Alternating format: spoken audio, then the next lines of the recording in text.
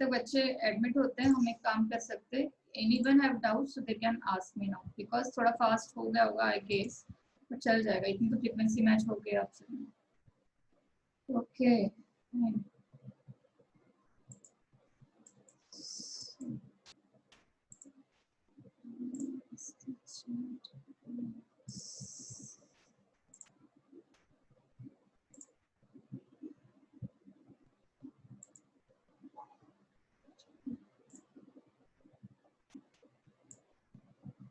yes.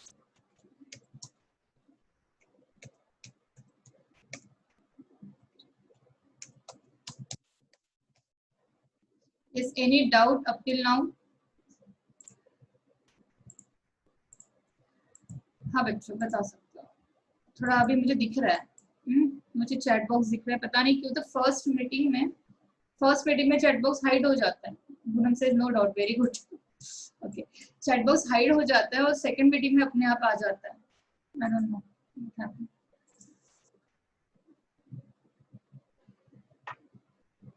Let's see 30 no doubt, very good then.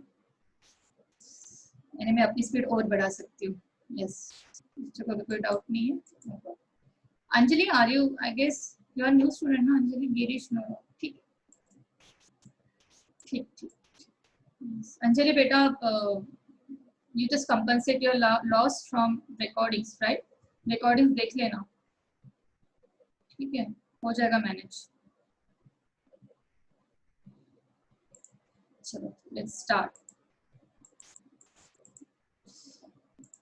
मैंने कहा था क्रोमोसोम जो है जिसका सिर्फ काम ये है कि वो सिर्फ टेक पार्ट लेता है किसमें, डिवीजन के वक्त, बट बाकी फंक्शनैलिटी अटेन करनी है तो फंक्शनैलिटी में कौन रिस्पॉन्सिबल है?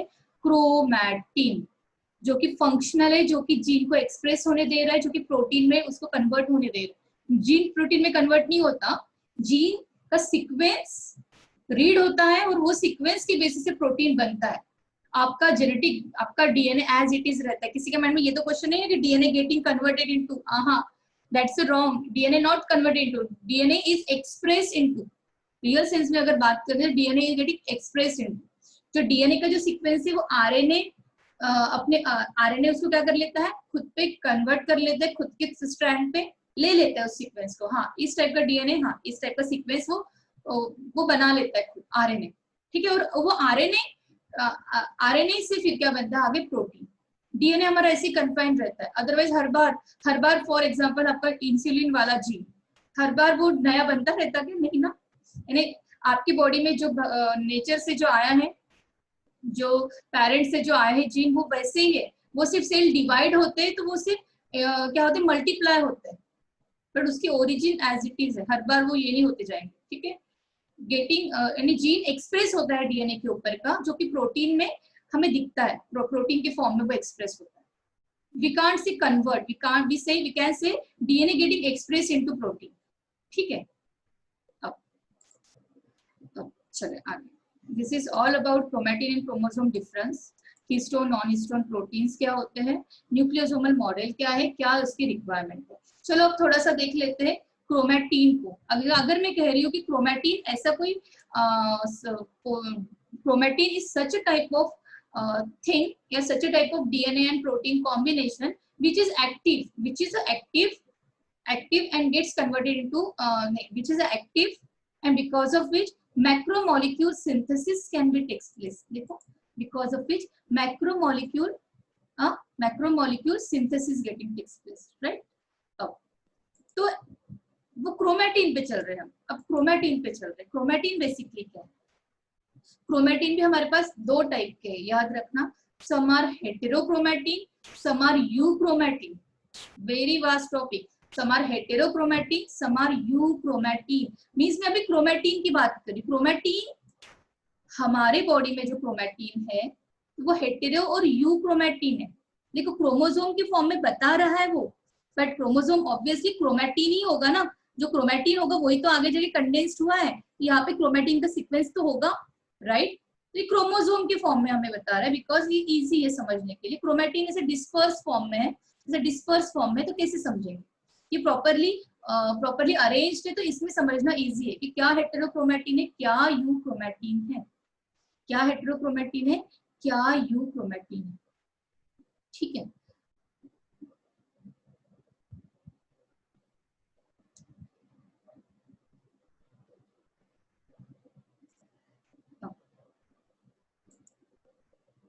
मैं अपने से समझा देती हूँ सो दैट इजी हो जाता है। ठीक है, अब देखो क्रोमैटिन के दो पोर्शन, एक है हेटेरोक्रोमैटिन और एक है यूक्रोमैटिन। ठीक है, हेटेरोक्रोमैटिन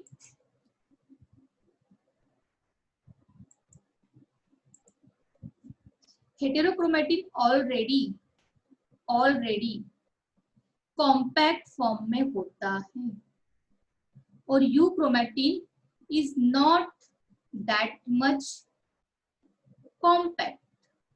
भले वो देखो, अगर मैं बात कर रही हूँ यहाँ पे क्रोमैटिन की, देखो जरा समझो थोड़ा सा, आगे चलती हूँ। इस अगर मैं बात कर रही हूँ कि मेरा 2 नैनोमीटर का क्रोमैटिन है, यस 11 नैनोमीटर का क्रोमैटिन है या 30 नैनोमीटर का क्रोमैटिन है, तो उसमें भी कभी कभी क्या होता है ना, ऐसा कुछ सीक्वेंस आ जाता है, वो क्रोमैटिन भी समहाउ थोड़ा सा कंडेंस्ड है नेचुरली मीन्स वो हिस्टोन के साथ अभी वो कंबाइन भी नहीं हुआ है और ज्यादा पैकेज भी नहीं हुआ है, फिर भी वो इतना ज्यादा कंडेंस्ड फॉर्म में है, फिर से वो थोड़ा लूज हो जाता है, फिर से थोड़ा सा क्या हो जाता है, वो कंडेंस्ड हो जाता है, वो नेचुरली। मैं क्रोमैटिन की बात कर रही हूँ, देखो क्रोमोसोम कंडेंस्ड होगा वो अलग, बट थोड़ा सा कॉम्पैक्ट इनिशियली क्रोमैटिन भी थोड़ा सा हर कोई पर्टिकुलर इंटरवल में कॉम्पैक्ट है। यस, मैं कंफ्यूज नहीं कर रही हूँ, आपको बता रही हूँ कि पर्टिकुलर इस पे क्या है, वो कॉम्पैक्ट। तो ये जो पोर्शन है ना, थोड़ा सा कॉम्पैक्ट, थोड़ा सा रिलैक्स, थोड़ा सा कॉम्पैक्ट ना, तो ये क्या है, हेटेरोक्रोमैटिन बोलते हैं इसको, और इसको क्या बोलते हैं, यूक्रोमैटिन कहते हैं। ये जो है ये नेचुरली ऐसे है, ये ऐसे ही रहेंगे। ठीक है, अब आगे हिस्टोन आएंगे, हिस्टोन के ऊपर और ज्यादा कॉइलिंग, हिस्टोन के ऊपर कॉइलिंग होगी, वो बात अलग है, वो पैकेजिंग की बात है। ये नेचुरली बिना पैकेज वाला डीएनए ऐसे बता रही हूँ मैं। कुछ पोर्शन में क्या हो जाता है कि थोड़ा सा कॉम्पैक्टनेस रहता है, कुछ पोर्शन में कॉम्पैक्टनेस रहता है, कोई लेस कॉम्पैक्ट रहता है। हाँ, जो ज्यादा कॉम्पैक्ट रहेगा उसके ऊपर सब चीजें पास रहेगी, तो वहां के जो जीन है वो जीन का कन्वर्जन मीन्स, मैं यहाँ पे लिख रही हूँ, वहां का जो जीन है वो जीन मीन्स छोटा सा strand of DNA, unit of DNA. ठीक है, वो आगे आरएनए में, और आरएनए से प्रोटीन में कन्वर्ट नहीं होगा। क्योंकि क्या होता है ना, डीएनए से जब डीएनए का जो सीक्वेंस आरएनए के ऊपर आता है, एक्सप्रेस होता है डीएनए इनटू आरएनए, और आरएनए आगे जाके प्रोटीन में एक्सप्रेस होता है, तो यहाँ पे एक एंजाइम लगता है, जिसको कहते हैं हम आरएनए पॉलीमरेज। और वो एंजाइम पता है क्या करता है, अगर आपका डीएनए है तो ये अगर ऐसे ही बना रही हूँ मैं जस्ट सिंपल, तो उसके ऊपर आरएनए को सिंथेसाइज करता है, ऐसे आरएनए के ऊपर यहाँ पे आरएनए पॉलीमरेज लगेगा और वो कहेगा कि हाँ डीएनए आपका ये सीक्वेंस है क्या, चलो ऐसा ही सेम सीक्वेंस आरएनए पे बना लेते हैं, यानी मींस आपकी इंफॉर्मेशन आरएनए के ऊपर आ जाएगी। एमआरएनए से मैसेंजर आरएनए, जो कि इसका मैसेज, डीएनए का मैसेज प्रोटीन में कन्वर्ट कर रहा है, प्रोटीन के फॉर्म में एक्सप्रेस कर रहा है, बीच में एक कैरियर का काम करता है। ट्रांसक्रिप्शन, गिरीश ट्रांसक्रिप्शन का मतलब मैंने लास्ट क्लास में बताया था, डीएनए से आरएनए बनने के प्रोसेस को ट्रांसक्रिप्शन कहते हैं, और आरएनए से प्रोटीन बनने के प्रोसेस को कहते हैं ट्रांसलेशन। ट्रांसक्रिप्शन थोड़ा ध्यान दिया करो, और ये होता है ट्रांसलेशन। और डीएनए से डीएनए बनने के प्रोसेस को कहते हैं रेप्लिकेशन। याद रहना चाहिए, 12th क्लास में इसी पे है पूरा 12th क्लास। ठीक है, ये आपका पूरा सेल बेस है, ये हर बार रिपीट होने वाला है, इसीलिए इतना टाइम भी ले रहा है। ठीक है, अब ठीक है, इसकी इंफॉर्मेशन, ये जो सीक्वेंस था वैसी सीक्वेंस इसके ऊपर आ गया। अब इसीलिए तो कहते हैं कि वो जीन एक्सप्रेस हो गया, जीन का मैसेज इसने लिया, हाँ दे दो मुझे, क्या मैसेज है तुम्हारा, चिट्ठी पहुंचानी है, किसको, इसको इसको बताना है कि मैं इस टाइप का हूँ, हाँ किस टाइप का हूँ मैं, मेरे पास इस टाइप का सीक्वेंस है, ओके इस टाइप के सीक्वेंस के बेसिस पे इसको क्या करना है, एक्सप्रेस होना है। हाँ ये सीक्वेंस आया है, mRNA लेके आया है, बोल रहा है कि डीएनए के ऊपर ये सीक्वेंस है, वैसा प्रोटीन बनाना, वैसा प्रोटीन बनाना है। प्रोसेस को कहते हैं transcription. Message means DNA coding क्या, यस सिंपल सिंपल, यस तिलक डीएनए कोडिंग यानी इस, हाँ हाँ तिलक वेरी गुड। ये जो डीएनए है देखो मैं अभी इसमें इलेबरेट नहीं कर सकती ज्यादा because this is part of mall biology, chromatin से लिंक हो रहा है, ठीक है। यहाँ पे समझ लो ए टी जी सी ऐसा कुछ सीक्वेंस होगा, या मैं ए ले रही हूँ फिलहाल क्योंकि उसके पीछे भी एक कारण है, मुझे ज्यादा आपको यहाँ पे ये नहीं करना है, ठीक है। जैसे कि ए पेयर विथ व्हाट, अगर इसके ऊपर कोई आरएनए बनेगा तो आरएनए का सीक्वेंस, सिर्फ आरएनए में एक डिफरेंस होता है, ए का पेयरिंग टी से नहीं होके ए का पेयरिंग यू से होता है। अब ये नहीं समझाना, जाने दो, सिर्फ इतना समझो कि इस पे जो सीक्वेंस है ना वैसा ही कॉम्प्लीमेंट्री सीक्वेंस इसके ऊपर आएगा। कॉम्प्लीमेंट्री मीन्स रिवर्स, जी है तो सी आ जाएगा, सी है तो जी आ जाएगा, ये ऐसा आ जाएगा। तो ये रीड कर लेता है कि हाँ इस टाइप का डीएनए तो मीन्स मुझे किस टाइप का आरएनए बना है और उसी टाइप के आरएनए से प्रोटीन बनेगा। तिलक अभी के लिए सिर्फ इतना याद रखो, अभी के लिए, क्योंकि इतना तीन बेसिक टॉपिक है आपके जो जिसके आपका बायोलॉजी स्टैंड करता है, एक सेल बायोलॉजी, एक है मॉलिक्यूलर बायोलॉजी, एक है बायोकेमिस्ट्री। हम सेल बायोलॉजी में है और ये जो पोर्शन है ये पोर्शन आता है मॉलिक्यूलर बायोलॉजी का, जिसमें मॉल बायो पोर्शन। सिर्फ इतना याद रखना है कि डीएनए के ऊपर जो कोड है, जैसे अपने कंप्यूटर में कोडिंग की बात करते हो, हाँ लैंग्वेज कोडिंग में कोडिंग की बात नहीं करते हो, कोडिंग, ठीक है। तो डीएनए के ऊपर एक कोड है और वही कोड एमआरएनए के ऊपर आ रहा है। एमआरएनए उसको सेंस कर रहा है और खुद के ऊपर उसको प्रेजेंट कर रहा है। हाँ ये जो कोड है वैसा ही हमारा डीएनए है। चलो प्रोटीन मैंने बता दिया क्या कोड है और ऐसा ऐसा क्या करो, अमीनो एसिड्स को इंट्रोड्यूस करो और प्रोटीन बनाओ। चलो समझ रहे हो। अब देखो मेरा ये सब कुछ उड़ाना पड़ेगा मुझे। समझा आपको। डीएनए ये है आपका क्रोमैटिन जो कि लेस कंडेंस्ड है और ये थोड़ा सा कंडेंस्ड हो गया, ये थोड़ा सा कंडेंस्ड हो गया और ये फिर से लेस कंडेंस्ड है। इस पोर्शन को जो ज्यादा कंडेंस इसको हम हेटेरोक्रोमैटिन कहते हैं और यू क्रोमैटिन किसको कहते हैं, इसको। यू का मतलब पता है क्या होता है, ट्रू। ट्रू का मतलब में सच्चा मुच्चा, झूठ मूठ का नहीं, यानी यही ऐसा कोई सीक्वेंस है, यही ऐसा कोई डीएनए है कि जो डीएनए आगे प्रोटीन के फॉर्म में एक्सप्रेस होगा। ऐसे जो डीएनए होते हैं जो सिर्फ टाइम पास के लिए आते हैं और इनका कोई प्रोटीन एक्सप्रेशन में टेक पार रोल नहीं होता। और क्यों नहीं होता मैं आपको ये समझा रही थी, क्यों नहीं होता, क्योंकि बहुत ज्यादा क्या होते हैं, कॉम्पैक्ट होते हैं। जितने ज्यादा कॉम्पैक्ट होंगे उतना आरएनए को डीएनए का सीक्वेंस रीड करने के लिए जगह नहीं मिलेगी। जितनी जगह कम मिलेगी उतना ही वो डीएनए आरएनए उसको कोड नहीं कर पाएगा, ना उससे प्रोटीन बन पाएगा। अगर प्रॉपरली थोड़ी खुली खुली स्पेस हो तो प्रॉपरली डीएनए के ऊपर आरएनए पॉलीमरेज एंजाइम आएगा। एक कोई एंजाइम होता है जो कि डीएनए का सीक्वेंस आरएनए में कन्वर्ट करने में हेल्प करता है। एंजाइम आएगा और वो ट्रांसक्रिप्शन करेगा, हाँ प्रॉपरली प्लेस्ड होगा, जगह मिलेगी, हाँ और प्रॉपरली क्या बनेगा आपका, आगे जाके प्रोटीन बनेगा। मीन्स ये ट्रांसक्रिप्शनली एक्टिव रहेगा। ये मतलब समझा आपको, ट्रांसक्रिप्शनली एक्टिव मीन्स क्या। बट ये बहुत ज्यादा कॉम्पैक्ट होने की वजह से ट्रांसक्रिप्शनली क्या है, इनएक्टिव है, ठीक है। ये ट्रांसक्रिप्शनली एक्टिव है और ट्रांसक्रिप्शनली क्या है, ये इनएक्टिव है, हेटेरोक्रोमैटिन।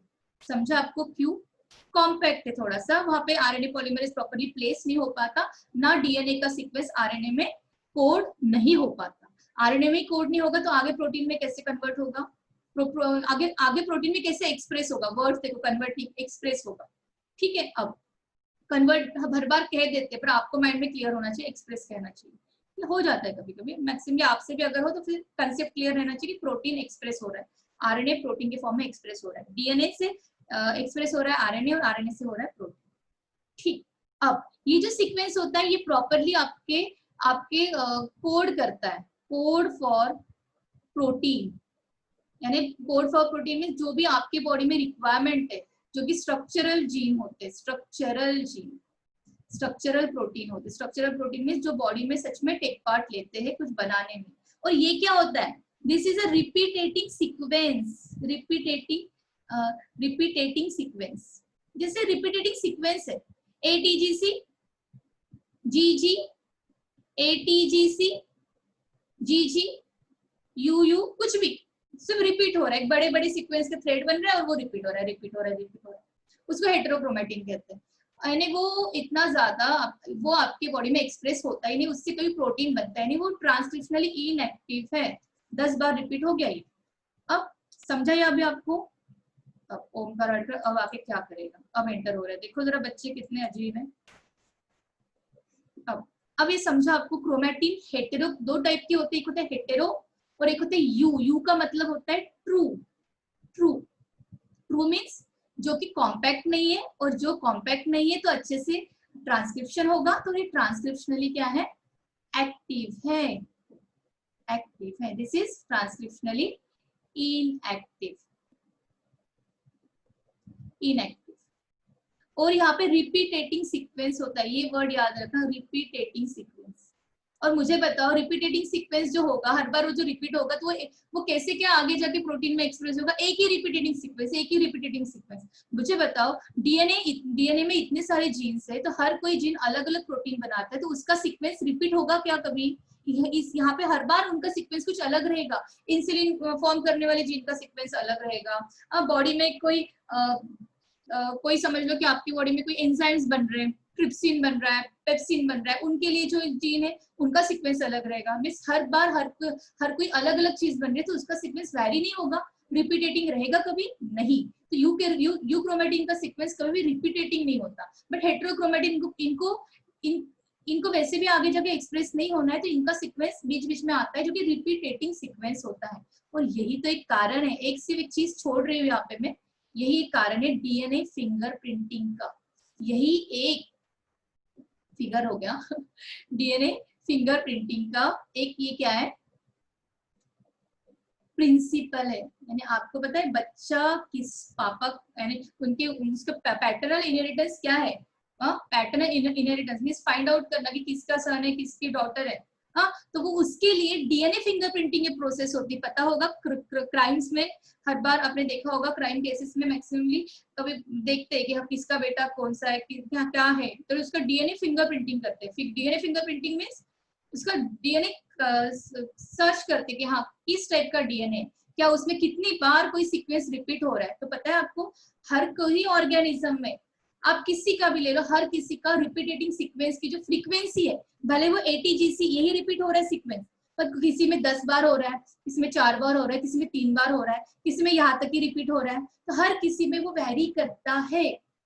वो सिर्फ पापा से, फादर से, मदर से, जो उनके पेरेंट, उनके जो ऑफस्प्रिंग्स होते हैं, उनमें ये सीक्वेंस आस पास आता है, वो भी एक जैसा नहीं आता, आस पास आता है। तो इससे वो वैरी कंपनसेट कर लेते हैं कि हाँ यस ये इन दोनों का सीक्वेंस आसपास आ रहा है, बहुत ज्यादा मैच कर रहा है, तो ये अल्टीमेटली उसका फादर ही होगा और ये उसका सन होगा। ठीक है, तो हेटेरोक्रोमैटिन का कुछ डीएनए फिंगरप्रिंटिंग में टेक पार्ट रोल आ जाता है, वो हमें अभी नहीं जाना है उसमें। ठीक है, चलो जरा देख लेते हैं क्रोमैटिन। ये फटाफट देखो मैंने अभी बता दिया है। Chromatin that remains highly condensed during interphase, आ गया यार, फिर से इंटरफेज बता देती हूँ, and is not actively transcribe. ये तो समझ गया आपको। अब इंटरफेस क्या है मैं बता रही हूँ, डोंट वरी।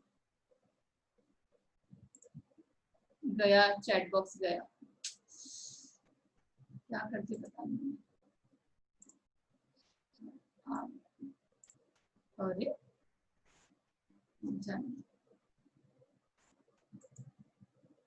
वेट,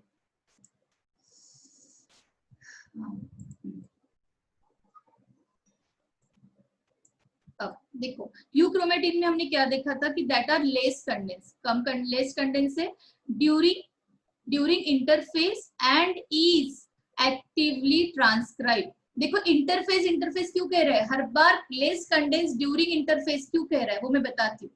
सिर्फ ये एंड इज है, this is and is transcriptionally active, इसको याद रखो, इसको याद रखो। हाँ, इसको लेस कंडेंस को याद रखो, मींस बहुत ज्यादा वो कंडेंस नहीं, कॉम्पैक्ट नहीं है। और ये ट्रांसक्रिप्शनली क्या है, because highly condense during mitosis. हाँ, ये मैं बताती हूँ क्या है।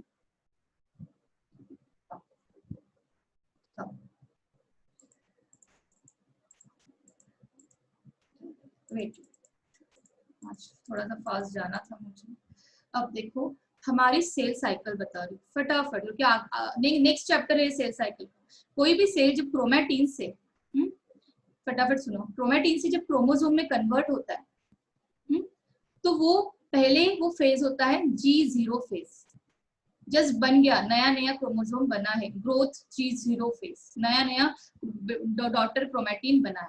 अब वो आता है G1 फेज में, थोड़ा सा बच्चा बड़ा हो गया, थोड़ा सा बच्चा क्या हो गया, बड़ा हो गया। सेल का साइज ऐसे था, सेल का साइज थोड़ा सा बढ़ गया, ठीक है। अब बच्चा इतना बढ़ गया है कि वो एस फेज में जा सकता है। एस फेज में जा सकता है मीन्स वो रेप्लिकेट हो सकता है, यानी उसके अंदर अगर कोई ये है अब वो क्या हो जाएगा, ऐसा हो जाएगा। अब वो रेप्लिकेट होने के बाद वो फिर से G2 फेज में जाता है। G2 फेज में जाता है, जो भी उसको एंजाइम्स चाहिए, जो भी उसको प्रोटीन चाहिए, ये सब क्या करता है वो इस फेज में एक्सप्रेस करता है, फॉर्म करता है, क्योंकि उसको पता है आगे जाके मुझे डिवाइड होना है यार, आगे जाके मुझे डिवाइड होना है। डिवीजन की प्रोसेस हमें पता है, माइटोसिस होगी नहीं तो मियोसिस होगी। आपको पता है सेल दो टाइप से डिवाइड होता है, माइटोसिस और मियोसिस। मैं सिंपल टाइप के डिवीजन को लेके चल रही हूँ जो कि आपके बॉडी के सेल्स में होता है, ठीक है। तो ये जो फेज है, ये फेज माइटोसिस मियोसिस यानी ये सेल डिवीजन की फेज है। This is a phase of cell division, जहाँ पे सेल डिवीजन होगा ऑब्वियसली इसमें क्या रहेगा, क्रोमोसोम रहेगा। बट ये जो फेज है, इस फेज में क्या रहेगा, क्रोमैटिन रहेगा। और वो इंटरफेज कहेंगे हम इसको। इंटरफेज मीन्स ऐसी कोई फेज जो कि माइटोसिस के पहले आती है, माइटोसिस के पहले आती है। इंटरफेज की छोटे छोटे सब phases, G0 G1 S phase. S phase क्या है, ये डीएनए की सिंथेसिस की फेज, डीएनए की सिंथेसिस की फेज, तो उसको कहते हैं एस फेज, जिसमें कि रेप्लिकेशन हो रहा है। उसके बाद वो रेप्लिकेट होने के बाद सोचता है यार थोड़े जीन और थोड़े से और एंजाइम्स बना लेता हूँ, प्रोटीन बना लेता हूँ। क्यों, क्योंकि आगे जाके डिवाइड होना है, डिवाइड होना है तो सब कुछ बॉडी के अंदर सब कुछ अच्छे से बना रहे, तो डिवीजन प्रोसेस में कोई प्रॉब्लम ना आए। और उसको पता है जब क्रोमोसोम में कन्वर्ट होगा तो क्रोमोसोम ऐसी स्टेज है कि जहाँ पे सिर्फ सेल डिवाइड हो सकता है। सेल के अंदर का जो डीएनए वो डिवाइड होगा, पर वहां पे डीएनए जो है वो प्रोटीन में कन्वर्ट नहीं होगा। बॉडी को रिक्वायरमेंट है प्रोटीन की, बॉडी को एक्सप्रेस करना है प्रोटीन को, अलग अलग काम करने बहुत सारे, हाँ। तो वो उसको पता है क्रोमोसोम से तो बनेगा नहीं, क्रोमोसोम में तो इतना कॉम्पैक्ट हो जाऊंगा मैं कि मेरे से तो कोई जीन एक्सप्रेस होगा ही नहीं। तो ऐसे करता हूँ मैं इस फेज में अपना जीन को क्या करता हूँ, एक्सप्रेस करता हूँ, एक्सप्रेस करता हूँ। तो जो यूक्रोमैटिन है, जो यूक्रोमैटिन है, सुनो मेरी बात, हेट्रोक्रोमैटिन तो पहले ही कॉम्पैक्ट था, और ज्यादा कॉम्पैक्ट हो रहा है, और ज्यादा इनएक्टिव हो रहा है। बट जो यूक्रोमैटिन था वो इस फेज में उसको थोड़े चांसेस है खुद को एक्सप्रेस करके प्रोटीन बनाने में। पर जब वो माइटोसिस फेज में चला जाएगा तो यूक्रोमैटिन भी यहाँ पे आके कोई प्रोटीन का सिंथेसिस नहीं कर सकता। वो कब करेगा, जब ये सेल डिवाइड होके नए सेल्स बनाएंगे, फिर से यहाँ से शुरुआत करेंगे, फिर से वो अपना प्रोटीन एक्सप्रेस कर सकता है। इस फेज को the phase that comes before mitosis, mitosis phase का भी दूसरा नाम है। जिस सेल को डिवाइड होने के फेज का पता है क्या नाम है, कॉमन एम फेज कहते हैं, एम फेज। ऐसा कोई फेज जो कि सेल डिवाइड होने के पहले आता है उसको हम कहते हैं इंटरफेज, इसको हम क्या कहते हैं, इंटरफेज। देखो जरा ये पॉइंट अभी पढ़ के देखो जरा, देखो the chromatin that are remains highly condensed during interphase। देखो इंटरफेज में भी कंडेंस था, पहले ही तो कंडेंस था, एंड नॉट एक्टिवली ट्रांसक्राइब। समझा ये? अब ये क्रोमैटिन यूक्रोमैटिन, इसको चांस था किसमें, जब वो कब, जब वो इंटरफेज में था, मींस G0, सॉरी क्यों नहीं आ रहा, G0 G1 gap 0 gap 1 S phase और G2 फेज, ये आगे आने वाले नेक्स्ट चैप्टर के पार्ट है।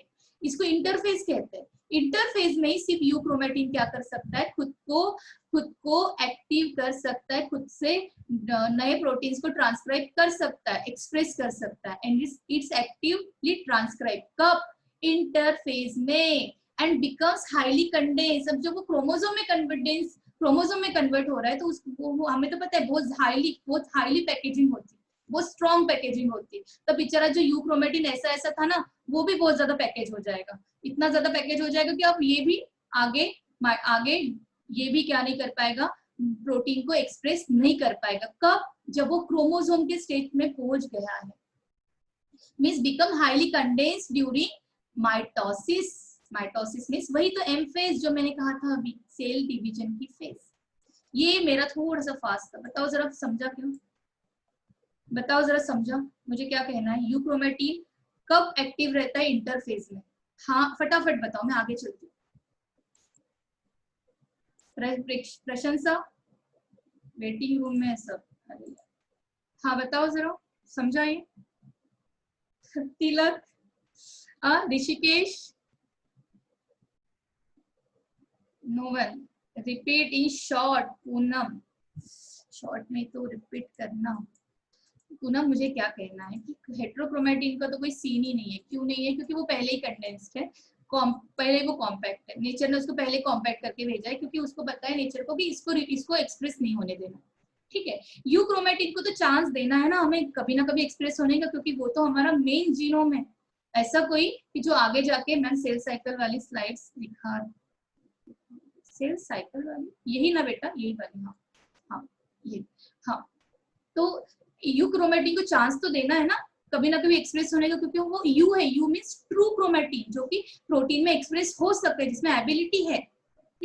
तो हमें उसको एक्सप्रेस करने के लिए सिर्फ इंटरफेज यही चांस है, जिसमें कि कंडेंस, जिसमें कि हिस्टोन प्रोटीन कंप्लीटली डीएनए को पैकेज नहीं कर रहे हैं। अभी भी थोड़ी पॉसिबिलिटी है, बिकॉज क्रोमोसोम में जब वो कन्वर्ट होगा, मीन्स हाईली हिस्टोन प्रोटीन ने क्या कर दिया है, डीएनए को बहुत ज्यादा पैकेज कर लिया, बहुत ज्यादा पैकेज कर लिया। अब वो तो यू क्रोमेटिन भी ट्रांसक्राइब नहीं हो पाएगा, यू क्रोमेटिन भी एक्टिव नहीं हो पाएगा क्रोमोसोम केस में।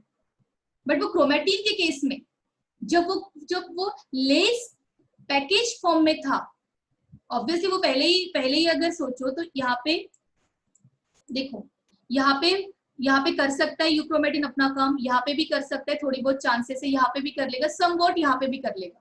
ठीक है, एक्सप्रेस हो जाएगा। हेट्रोक्रोमेटिन का तो कोई सवाल ही नहीं, क्योंकि वो तो एक्सप्रेस ही नहीं होता, वो पहले ही कॉम्पैक्ट है। ठीक है, बट जब बहुत ज्यादा जब कॉम्पैक्शन बढ़ जाता है तो यूक्रोमेटिन भी एक्सप्रेस नहीं हो पाता। तो मुझे कहना है कि यूक्रोमेटिन इंटरफेज में एक्सप्रेस होता है, एक्टिव रहता है, और एम फेज में वो एक्टिव नहीं रहता, और हेट्रोक्रोमेटिन दोनों फेज में इनएक्टिव रहते हैं, क्योंकि वो वैसे ही पहले से ही कॉम्पैक्ट है।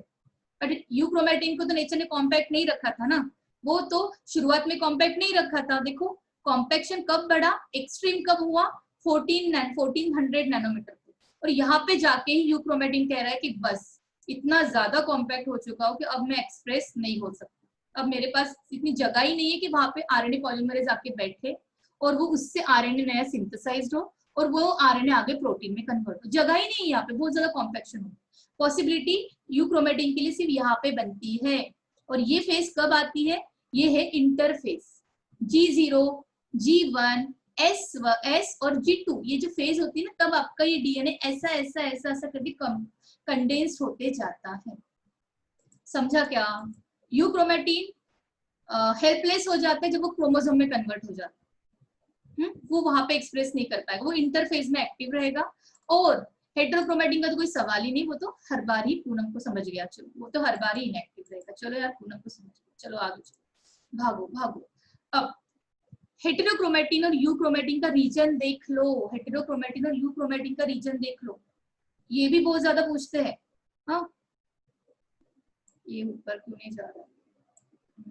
अब देखो हेटेरोक्रोमेटिन कहाँ है, देखो हमारा क्रोमोसोम यहाँ पे जो ऑरेंज कलर जो दिख रहा है वहां पे हेटेरोक्रोमेटिन है। देखो ये वाला सीक्वेंस, ये वाला, this is a very important diagram, very important, NEET point of, I am talking about NEET point of. बहुत सारे पोर्शन में आप इस क्लास में ऐसे पोर्शन ले रही हूँ कि जो सब डायरेक्टली नीट को टारगेट कर रहे हैं। ठीक है, यहाँ पे आपका स्टेट का पोर्शन कब का कवर हो गया, सब कुछ नीट पॉइंट ऑफ चल रहा है। ठीक है, अब ये जो पोर्शन, जो ऑरेंज पोर्शन दिखा रहे, ये वाला देखो 10 मिनट रह गए, मेरे तो हर बार ही टाइम का कमी होती है। हाँ ये वाला पोर्शन, ये वाला, दिस इज अ हेटेरोक्रोमेटिन, मींस ये बहुत ज्यादा कंडेंस्ड रहेगा, पहले से नेचर ने पहले से इसको कॉम्पैक्ट करके भेजा है।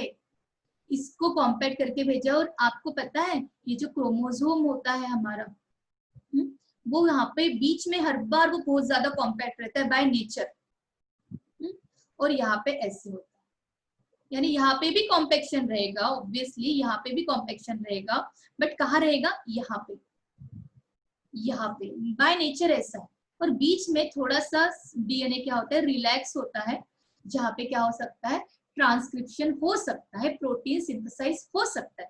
बट ये वाला रीजन यहाँ पे बाय नेचर से क्या है ये, और ये वाला रीजन ये कभी भी ट्रांसक्रिप्शन में टेक पार्ट नहीं लेते। और यही वो ऐसा रीजन होता है जिसको हम क्या कहते हैं, सेंट्रोमियर। क्या कहते हैं, centromere. See this is a centromere, जो कि हेटेरोक्रोमैटिन पोर्शन में आता है। और सेंट्रोमियर को ही हम कहते हैं primary constriction.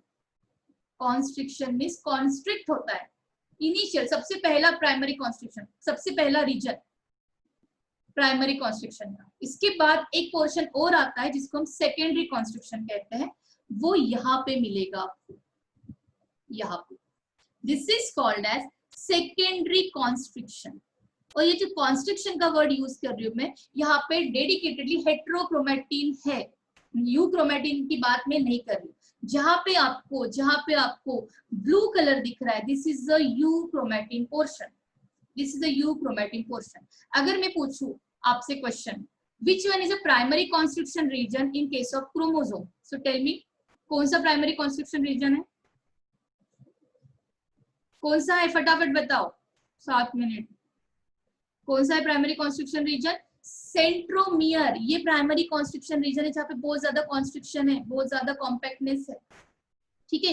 Which one is the secondary constriction region, वो नेक्स्ट क्लास में देखूंगी, वो है आपका एंड में, यहाँ पे एंड में, उसको आप सैटेलाइट डीएनए भी कहते हो, वो मैं अभी नहीं ले सकती, उसको होल्ड पे रखो। प्राइमरी कॉन्स्ट्रिक्शन समझा। अगर मैं कहूँ कि which are the portions over a chromosome that are having heterochromatin type of nature, कौन से पोर्शन है, एक है टीलोमियर जो कि एंड पे है, ऐसा पोर्शन जो कि एंड पे है, देखो ऐसा पोर्शन जो कि एंड पे है क्रोमोसोम की, उसको टीलोमियर कहते हैं। इसका भी कोई एक पर्टिकुलर रोल है, क्यों ये टीलोमियर सीक्वेंस एंड पे होते हैं, ये भी देखना है, इस पे भी क्वेश्चंस है, ठीक है। अब और ऐसा कोई रीजन जो कि सेंटर से लग के है, देखो एंड में और जो बीच में है सेंटर में, वहां पे आपको हेटेरोक्रोमैटिन मिलेगा, इन दोनों के मिडल पोर्शन में आपको क्या मिलेगा, यूक्रोमैटिन मिलेगा। सिंपल, ये डायग्राम माइंड में फिक्स कर दो, ये डायग्राम माइंड में फिक्स कर दो, ठीक है। देखो फटाफट, heterochromatin DNA generally not active, हमें पता है। Interphase, in interphase this type of chromatins are compact, हमें पता है हर बार ही कॉम्पैक्ट रहते हैं। हेटेरोक्रोमैटिन लॉन्ग स्ट्रेच होता है रिपीटेटिंग सीक्वेंस का, जिसको हम सैटेलाइट डीएनए कहते हैं, याद रहेगा। सैटेलाइट डीएनए किसको कहते हैं, जहाँ पे रिपीटेटिंग सीक्वेंस आता है। पर फिर भी इस पॉइंट को मैं और ज्यादा करेक्ट करूंगी, मुझे इसको करेक्ट करना है, इसको अभी नहीं छूना है आपको। हाँ, euchromatin is generally more active, हमें पता है, और वो इंटरफेज में जनरली क्या रहते हैं, वो नॉन कंडेंस फॉर्म में रहते हैं, ये भी मैंने आपको बताया कि यूक्रोमैटिन इंटरफेस तक कहता है कि यार मैं चलो मैं काम कर लूंगा, बट जब क्रोमोसोम में कन्वर्ट हो जाते हैं, एम फेज में जाने के पहले ही क्रोमोसोम में कन्वर्ट हो जाते हैं, अब वो इतने कंडेंस हो गए कि वो अब वहां पे भी यूक्रोमैटिन वर्क नहीं कर, ठीक। चलो अब अगर मैं हेटेरोक्रोमैटिन की बात करूं तो हेटेरोक्रोमैटिन भी 2 टाइप के होते हैं। इसको जस्ट एक लुक एट, जस्ट एक देख लो आउटलुक उसका, क्योंकि इतना आ गया तो सिर्फ आपको यही आना पता होना चाहिए कि बेसिकली मतलब क्या है उसका। देखो, अगर मैं हेटेरोक्रोमैटिन को डिवाइड करूं, क्रोमैटिन को तो डिवाइड कर दिया, क्रोमैटिन को किस किस में डिवाइड किया, हेटेरोक्रोमैटिन में और यूक्रोमैटिन में। अगर मैं हेटेरोक्रोमैटिन को डिवाइड करूं तो मैं 2 फॉर्म में कन्वर्ट कर सकती हूँ हेटेरोक्रोमैटिन को। एक होता है कॉन्स्टिट्यूटिव हेटेरोक्रोमैटिन और एक होता है फैकल्टेटिव हेटेरोक्रोमैटिन, याद रखना, ठीक है। बहुत सिंपल। ऐसा कोई रीजन, ऐसा कोई हेटेरोक्रोमैटिन जो कि लाइफ टाइम के लिए परमानेंटली इनएक्टिव है, मींस हर बार वो ऐसे ही जीन में, ऐसे ही डीएनए में कॉम्पैक्ट फॉर्म में पड़ा रहेगा, कभी भी ट्रांसक्रिप्शनली एक्टिव नहीं रहेगा, कभी भी टेक पार्ट नहीं लेगा प्रोटीन सिंथेसिस में। बट कभी कभी ना बड़े स्मार्ट हो जाता है हेटेरोक्रोमैटिन, कभी कभी कोई कोई हेट्रोक्रोमेटिन इंटर कन्वर्ट हो सकता है, खुद के कॉम्पैक्टनेस को रिलैक्स करके कभी कभी वो यूक्रोमेटिन में कन्वर्ट हो सकता है। इंटर कन्वर्ट बिटवीन यूक्रोमेटिन और हेट्रोक्रोमेटिन, जिसको फैकल्टेटिव, पता है आपको बैक्टीरिया को, कौन से बैक्टीरिया को हम फैकल्टेटिव कहते हैं? ऐसे बैक्टीरिया जो कि कभी किसी भी कंडीशन में ग्रो हो, कभी आपको उनको ऑक्सीजन मिला तो भी वो ग्रो हो जाते हैं, कभी उनको ऑक्सीजन नहीं मिला तो भी वो ग्रो हो जाते हैं। फैकल्टेटिव, चल जाएगा कुछ भी।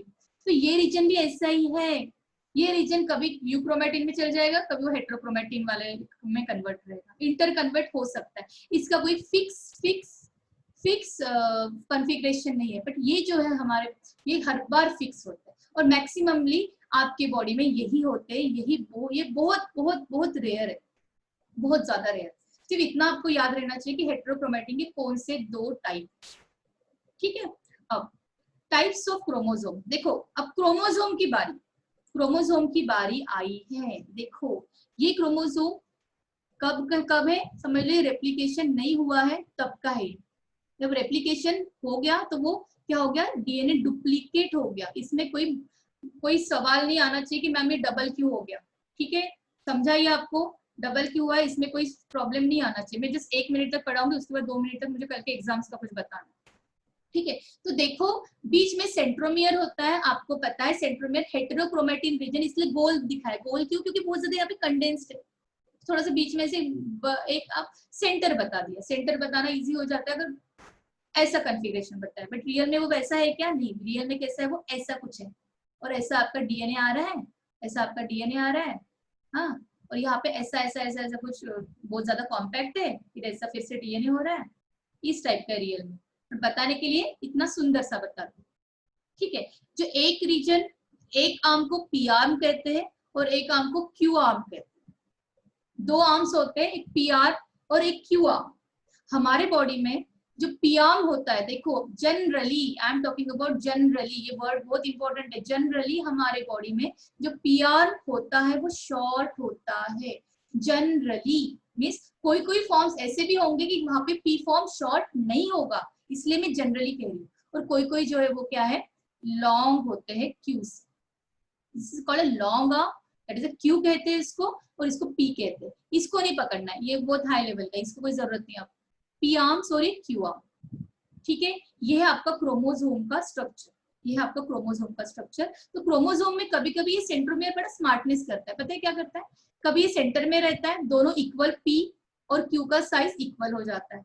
कभी कभी क्या करता है, थोड़ा सा क्या कर देता है, सेंटर से ऊपर शिफ्ट हो जाता है। ऊपर शिफ्ट हो गया तो ये आर्म क्या बन गया, पी आर्म शॉर्ट बन गया, और वो क्यू आर्म क्या बन गया, लॉन्ग बन गया। कभी कभी और ज्यादा शिफ्ट हो जाता है, उसको कहते हैं आप सब मेटासेंट्रिक। और ये वाला क्रोमोसोम आपके बॉडी में मैक्सिममली मेजरली प्रेजेंट रहता है। इट डजंट मीन कि ये प्रेजेंट नहीं रहेंगे, ये भी प्रेजेंट रहेंगे, बट ये मैक्सिममली रहेगा, जनरली रहेगा। अब ये जो सेंट्रोमियर है और एंड की तरफ शिफ्ट होता है, और ज्यादा छोटा कर देगा। और कभी कभी पता है क्या कर देगा, एकदम एंड पे आके जाके बैठ जाएगा, और पी आर्म को ही क्या कर देगा, कैंसिल कर देगा, सिर्फ क्यू ही आर्म रहेगा।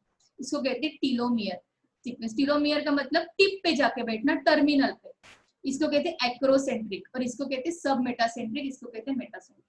आज मैं यहाँ पे रुक जाती हूँ, कल के थोड़े बता देती हूँ आपको कि कल आपका 11 बजे पेपर है। फिर से रिपीट कर रही हूँ, 11 बजे पेपर है, 11:30 के पहले सबमिट करना है। किसी ने कहा मैम मेरा सबमिट नहीं हुआ, तो रिस्पॉन्स क्लोज होने के बाद अगर आप सबमिट करोगे तो आपका 0 मार्क्स आएगा।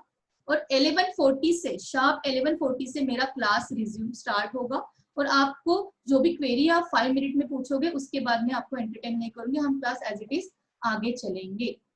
हम दो क्लास से हम क्रोमेटिन ही पढ़ रहे हैं, न्यूक्लियस ही पढ़ रहे हैं। देखो जरा कितना कुछ है इसमें, क्लियर बच्चों? हाँ, what ever the recordings last classes की 2 वो मैं अभी डाल दूंगी थोड़ी देर में, आप you just go there on my channel and आप देख सकते हो वहां पे, ठीक है। All the best for tomorrow's exam and prepare properly. जो भी आपकी स्लाइड से उससे प्रिपेयर करो, अच्छे से हो जाएगा पेपर। इतना भी बहुत ज्यादा टफ नहीं है, आपको नहीं लगेगा टफ, ठीक है, अगर आपने अच्छे से पढ़ा होगा मेरे साथ पहले से। तो बीच बीच में आए होंगे, बीच बीच में घुसे होंगे और पहले का कुछ कवर नहीं